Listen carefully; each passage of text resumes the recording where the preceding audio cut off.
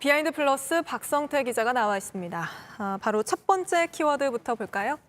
예, 첫 키워드는 말을 섞었다 물음표로 적었습니다. 네, 누구와 누가 말을 섞었다는 건가요? 앞으로 이제 한 명의 현역 의원, 한 명의 전직 의원을 얘기할 텐데요.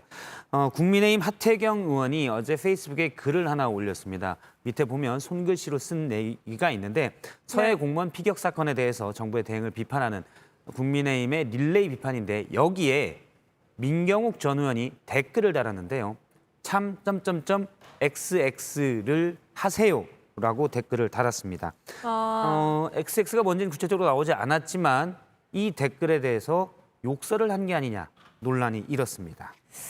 XX가 구체적으로 뭘 말하는지는 알 수가 없죠. 그렇습니다. 정확히는 모르는데요.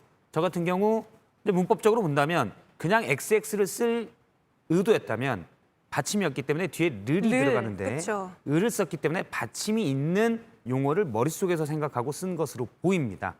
저 같은 경우는 그냥 무의식적으로 바로 두 글자가 떠올랐는데 자괴감을 잠깐 느끼기도 했고요. 네. 다만 욕설 논란이 일자 민경욱 전 의원이 페이스북에 또 글을 올렸습니다.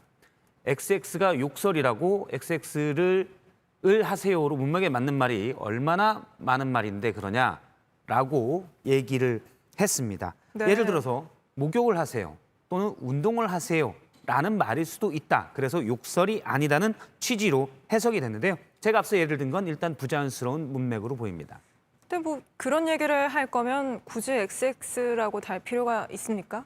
예, 어떤 뭐 그런 얘기를 하면 문맥에 어울리지 않는 댓글이다라고 볼 수는 있을 것 같습니다. 네. 근데 이게 사실은 민경욱 전 의원이 하태경 의원 페이스북에 댓글을 단 거잖아요. 본인 예. 페이스북에 글을 쓴 것이 아니라 뭐 두 사람이 이렇게 사이가 좋지 않은 것은 알겠는데 예.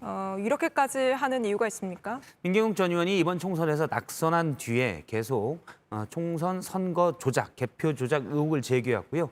그런데 민경욱 전 의원이 제기한 의혹이 국민적 관심을 받기보다는 오히려 비난을 받자 하태경 의원은 강하게 민경욱 의원을 비난하기도 했습니다. 네. 과거에 있었던 하태경 의원의 주장을 얼마 전에 있었는데 잠깐 들어보겠습니다. 민경욱 의원이 뭐 부정선거 이야기하고 뭐 팔로우드 파리 뭐 이럴 때 바로 제명을 했어야죠. 네. 예, 비슷한 말을 여러 번 했는데요. 과거에 민경욱 전 의원은 하태경 의원에게 같은 당이지만 페이스북에 이런 글을 남기도 했습니다. 아이고 하태경 의원 쭉쭉쭉 쓰고 생각했던 것보다 더 찌질한 사람이군. 다시는 말을 섞지 않겠노라라고 네. 했는데 오늘 말을 섞었는지는 정확하지 않지만 일단 하 의원의 페이스북에 글을 섞어 놓았다가 오히려 논란이 됐습니다. 어제 저희 JTBC의 최수연 기자가 어제 뉴스룸에서 보도를 하기도 했는데요. 지금 국민의힘에서는 당무감사를 실시 중이고 여기는 평가 항목 중에 하나가 당협위원장 또는 당협운영위원 등이 소셜미디어 활동을 해 논란이 된 적이 있습니까?